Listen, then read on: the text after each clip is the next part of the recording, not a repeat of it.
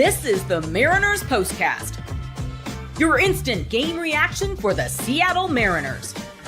Part of the Locked On Podcast Network, your team every day. You guys missed me scramble at the top of this show to close my door behind me, but you would never know because the magic of StreamYard. Welcome into the Mariners POSTCAST. Anderson Hurst, Chris Crawford with you. Mariners get the dub. Seems like, not a perfect baseball game by any stretch of the imagination. Not even a pretty one, to be honest, but you did what you needed to do to win today. And as long as you keep doing that, you will not hear any complaining from myself. We'll talk about Brian Woo's start. The offense, a little bit iffy in the first 6 innings of the game, and then finally woke up. About five innings, I should say. Yeah.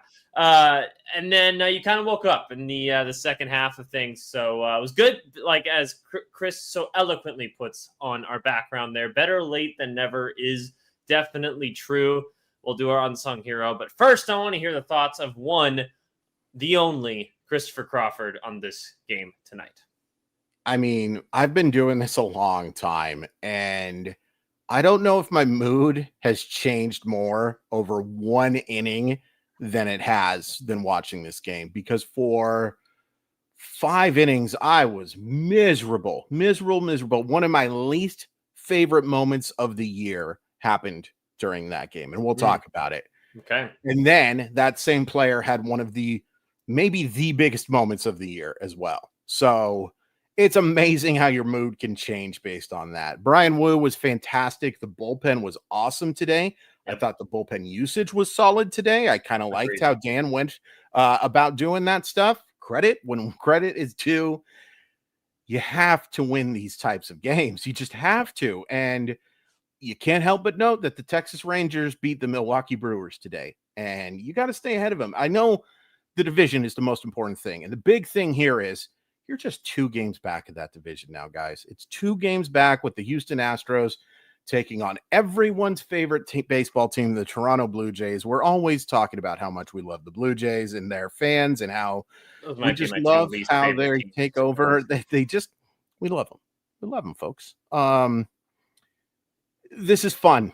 And this is also the reason I feel so angry about the first 5 innings and so relieved for the next 4 is because this matters. It matters. And I have watched so much baseball of this baseball team, not really in the last few years, but, over my livelihood, where these games didn't mean jack squat, just didn't mean diddly bupkis. And to have games that matter is a lot of fun, but they also infuriate you. Yeah. They could absolutely drive you insane. For 5 innings, I was pissed off. Didn't matter because the thrill of victory beats the agony of defeat in this one. Absolutely. And I mean, you're gonna have these types of performances. It's one of those where if you end up getting the result that you want, sure, you did your job today.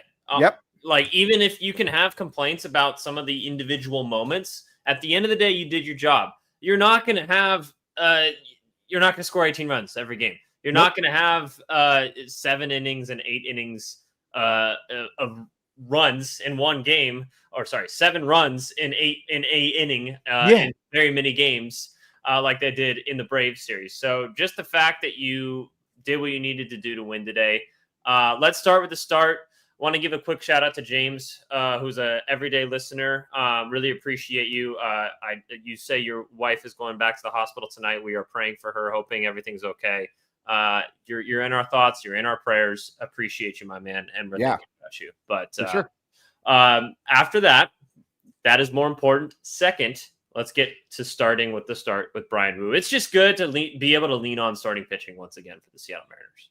So I lied to you, Anders. I said that Brian Woo made 1 mistake today. He made 2, and they just happened to be in a row. He gives up hard contact to Ivan Herrera, and then a pitch that's supposed to be on the outer part of the plate leaks into the inner part of the plate.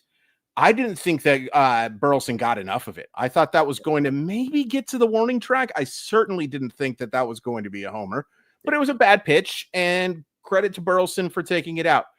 Outside of that, Brian Woo was fantastic. I also to bring this up, and this is more of a long-term thing. This could just be me. I don't have a lot of fun watching Brian Wu starts. Really? They're never bad, right? Really? Very rarely. I like seeing secondary stuff. I like seeing sliders. I like seeing changeups. I like seeing curveballs. I like seeing You're going full aesthetic here. Yes. Okay. So I like it's totally the aesthetic because I'm confident that Brian Wu's going to get the job done more so than any Seattle Mariner pitcher. All due respect to Logan Gilbert, all due respect to Luis Castillo, stands a month of start, Kirby, Bryce Miller, Greg Hibbert, Dave Fleming, Chris Bosio, all those guys. There's just something that is not all that fun to watch. And by the way, anyone who says bad take, this is the most subjective freaking thing I've ever said in my entire life. There's no such thing as a bad subjective take. So thank you for your opinion. But he was fantastic. Here's my one complaint. Can you please get 10 strikeouts, Brian Wu? I've been waiting for this for so long. So long. It is just, I feel bad for him. I want him to get to double digits. And as Claire points out, and this is extremely important, my God, is he handsome. That is a objectively beautiful human being. So from that point, yes, his stuff's just not my favorite to watch. And that's okay. That's okay. He is allergic to 10 strikeouts for sure, Agent Mike. He just can't get there. He just can't get there.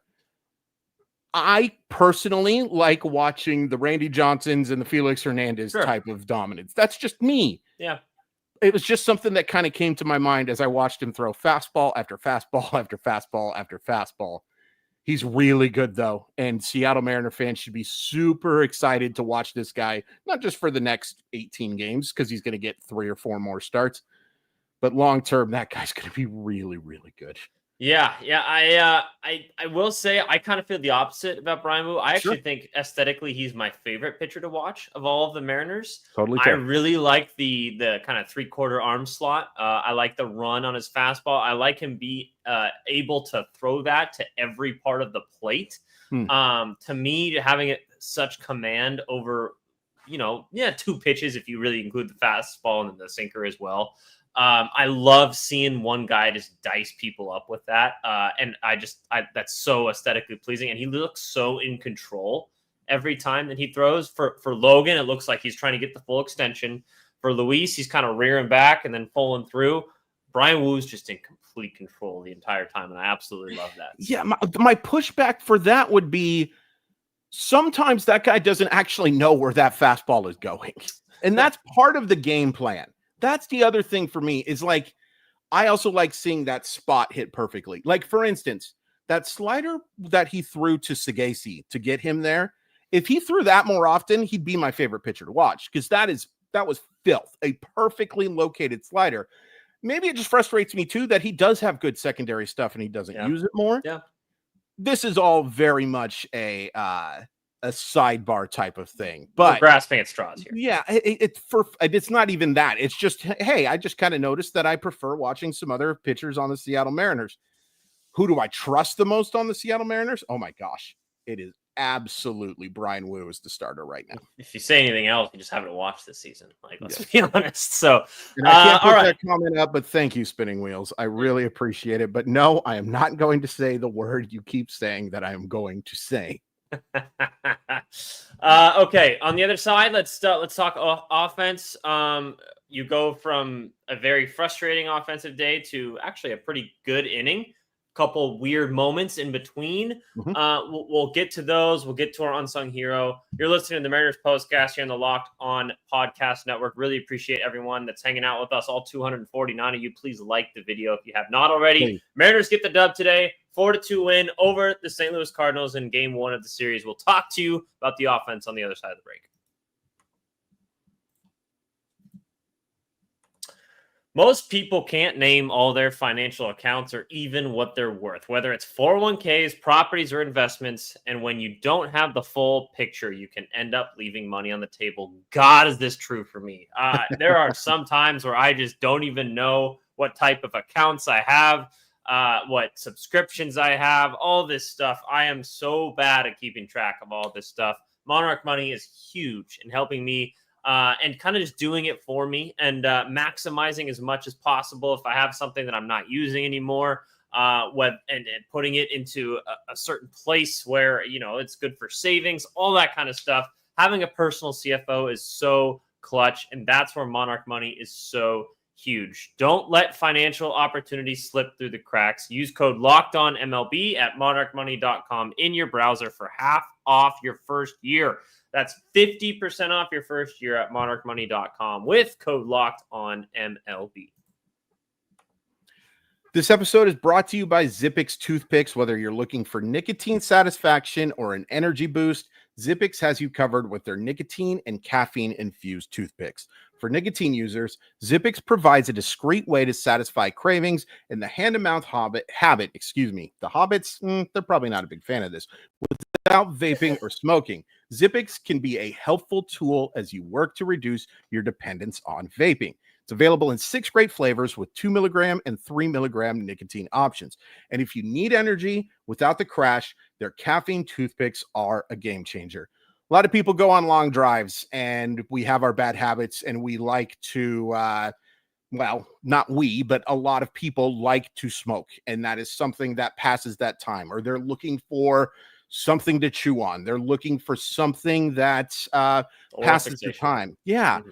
It's so much easier to do that with Zippix, and you're not going to give harmful secondhand smoke. You're not going to harm yourself with that smoking. Whatever we can do to lessen our dependency on that stuff is great, and Zippix is helping do that. If you go to Zippix.com, you can use code LOCKEDON for 10% off your first order.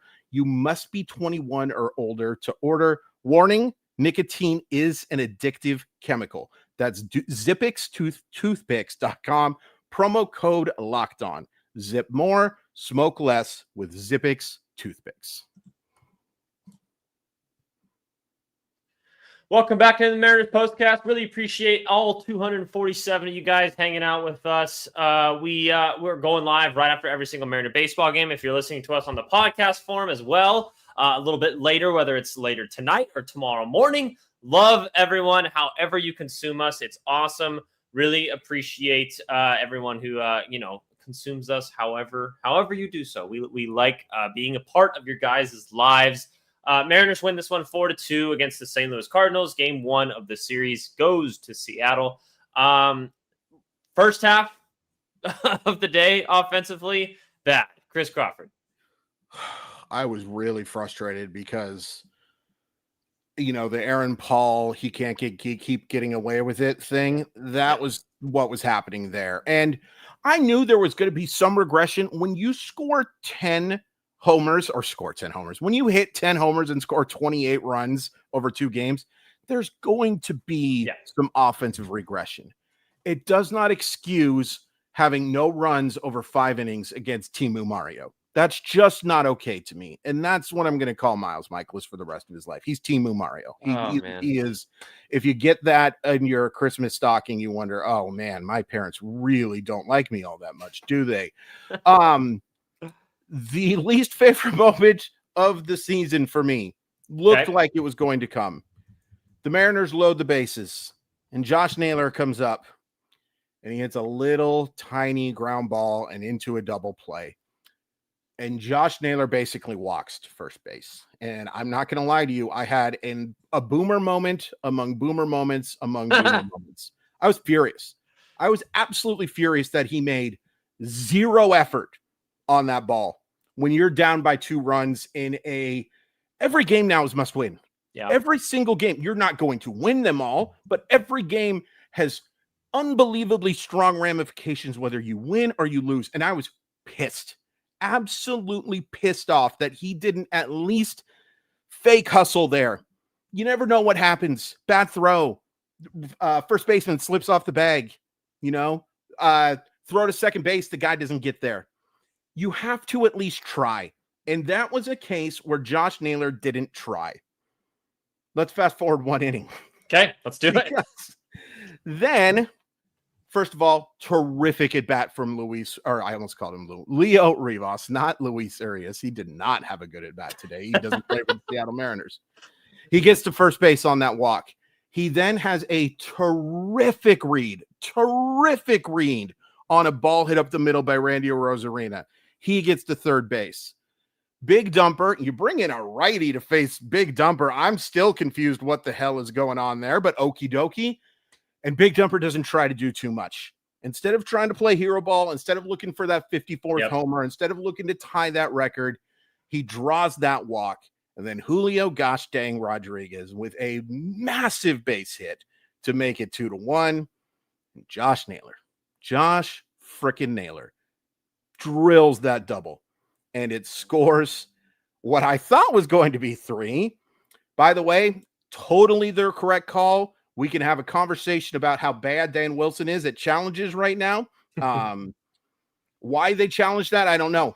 Once the guy has the ball, he can block whatever the hell he wants. Yep. It's absolutely his right. Like, the rule is that when you're waiting for the ball to come in, you can't be blocking the plate. Correct. But once you get it, you can stand wherever you want. Wherever you want. That was a horrible challenge on that play. Yeah. Even if Julio slides, by the way, he's not safe. He's not safe. It was a terrific throw. Throw. And some people pointed out that he may have ran a sign that said stop. I can't get too mad about it. I just can't. I'm sorry. If it was, they end up losing this game, we can talk about it. Yeah. But why, real quick on the negative, and I know I've talked too much. I'm sorry, Anders. Why are they not challenging the catcher's interference 2 innings before that? What is the deal with that? That was blatant. That was absolutely blatant. That scores a run. Scores. Why would you not use the challenge there? I don't think Dan Wilson is comfortable, guys. I'm sorry. I don't think Dan Wilson is comfortable in doing what he's doing right now. And boy, oh boy, did it almost cost him big today. Why would you not challenge that? So the only thought, I'm with you in all, like, I'm not trying to disagree because I agree with everything you just said, but the only thought I can sort of justify it for Dan is that he maybe was thinking, like, did you think it hit you or something? And then they just looked at it real quick to see if the ball hit him. Because that's what Goldsmith was thinking at first, too. And then they didn't realize they were looking for catcher's interference. Like, maybe it was just a miscommunication. And then once, like, they replayed it after Dan said to continue playing on, it was like, oh, crap, maybe we should have challenged his sort of situation. Whatever it is, you're right. You need to be able to realize what's going on there. Maybe it's a little bit of Josh Naylor, too. Hey, catcher's interference, challenge that. Like, communicate like that. But still, replay guys, Dan Wilson, whoever's looking at that, they need to know what's going on. Regarding the Julio blowing the stop sign, I'll take the good with the bad at this point. I realize he has some blunders on the base paths. The other thing to think about that situation, he was on Big Dumper's rounding third base. Yeah. Negron has to wave Dumper in, but then also stop Julio at the same time. It's really hard. You look at the video, he puts up the stop sign as Julio's like passing him. So it's like, yes. And now that's a great point. That's a really good point. And people will blame Negron. I'm not blaming him either. Julio has to have the wherewithal to realize, hey, I'm probably not going to make that. I should probably slow down here. But again, I will take the good with the bad with him. It's aggressive. And when you run like Julio does, we were just looking at sprint speed stuff, Anders and I, and that guy's really freaking fast. And it took a really good throw to cut him down.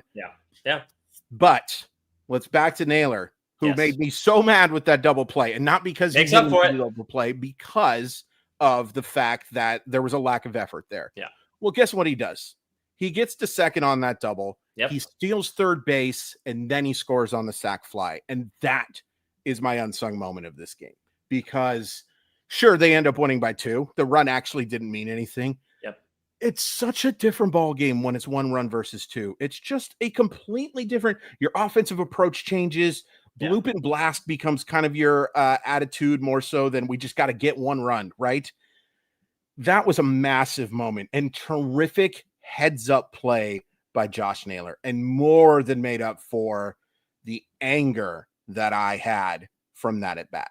Yeah, completely agree. And, I put out a tweet in that moment. I give Bunting a lot of grief every time it happens, but that's the small ball that I enjoy, right? Where you steal a base and then you hit a sac fly, and Polo was close to hitting that out. I thought he got it. I thought he did too. I think Polo thought he got it too. Actually. Yeah, he had a double today too. Polo is hot right now. Great. He is like a 1,400 OPS in his last 12 games or something like that. Shout out to Dan Wilson for making the lineup change. Yes, putting Polanco fifth ahead of Suarez. Suarez has been good. Suarez has been fine. But Jorge Polanco needs to get more plate appearances right now. I might even switch Polanco and Naylor. I was going to say, I might put him up to fourth. He's been really freaking good. And can I just do one negative thing? Okay. The JP Crawford at bat, where he got 2 pitches down the middle of the plate.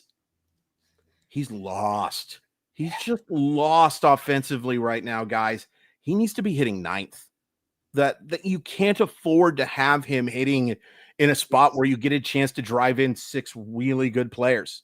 It just doesn't make sense to me. Have him be that second leadoff guy. Hopefully he starts drawing some walks and being worth the not so great defense that he's playing at shortstop right now.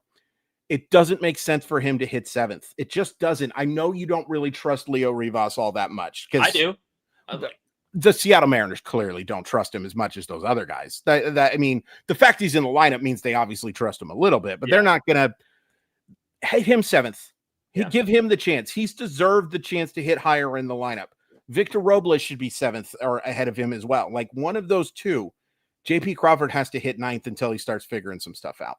Totally agree. I'm just going to kind of piggyback off your unsung moment. You went kind of with the Josh Naylor steal. I went with the Polo sac fly because, again, I just love what he's doing at the plate right now. He looks so comfortable. He might be your best hitter right now, which is weird to think about in terms of like, who do I want up right now? In like, if you were tomorrow, if I want a leverage spot, I think I'd take Jorge Polanco. Julio's up there too. But it's good. You have a lot of guys that can do that right now. It's great. Then the bullpen closes it out. Munoz, a couple weird slider pitches, but ends up figuring it out. And you close the door. First time pitching in what, 8 days, 9 days? Yeah, since August 31st. First time pitching in September. I really liked what I saw from him, especially considering the long layoff. Bizardo was awesome. Yep. Matt Brash was really good. I will be honest, Matt Brash scared the crap out of me because he goes to 3-0 on that very first batter. And there's still moments, as much as I love Matt Brash, where I think, oh man, this command can really get away from him sometimes. But he settled down and then some, getting that big out. Nice play by Leo Rivas on that play as well to get the range and to go make that play. The bullpen was fantastic today. Also, we'll talk about it more on Tuesday and Wednesday. The Cardinals stink. Oh, That's a bad offensive baseball team, man. That is a really, really bad team in a city with really, really bad pizza. Fair enough. Number one, I love Leo Rivas. I'm going to continue to sing his praises because I love watching his ABs. He plays great defense, runs the bases really, really well. I think he needs to be in the lineup every day. To be completely honest. That's fair. He should be playing over Cole Young. That's for dang sure. Yeah, and, at least he should be playing over JP too. Probably. We'll kind of leave it at that, kind of admitting that that's not going to happen. You mentioned it earlier, really, really quick, like super, super fast, not like a long discussion here, but I like the way they used the bullpen today. We've talked about Dan Wilson and managing to the back of the baseball card a lot. They go to Brash in the 7th inning. I think maybe earlier version of Dan Wilson waits to the 8th inning, but he realized that it's the top of the order in that 7th inning that he needs to his second highest leverage guy. It goes to Matt Brash there, and then Bizardo in the 8th inning to deal with the bottom of the lineup, and then Munoz obviously stays in the 9th inning role. He's going to stay there, but it seems like everything leading up to that point, Dan's willing to kind of shuffle around based on the leverage situation. 1,000%. And I think the big thing there was, and I'm not completely giving up on Caleb Ferguson, and Caleb Ferguson has had some decent moments since being acquired here. But as soon as they took the lead, Dan Wilson said, go home, Caleb Ferguson. You're not pitching in this game. We're bringing in Brash. We're bringing in Bizardo to face the righties. I thought the bullpen usage today was absolutely outstanding. Yep, totally agree. Mariners win this one 4-2, get the first game of the St. Louis Cardinals series. We'll talk to you guys again tomorrow, another 6:40 starting pitch time. I believe it's Logan Gilbert, if I remember correctly. or George. It's Logan or George. I can't remember exactly who. I'll have to double check that. But really appreciate you guys hanging out with us. Mariners win this one 4-2. We'll talk to you guys again tomorrow. Thanks for listening. Please like the video if you haven't already. Have a good night. Go Mariners. And hope the Astros lose every game. Last word, Chris Crawford. Provel cheese is gross.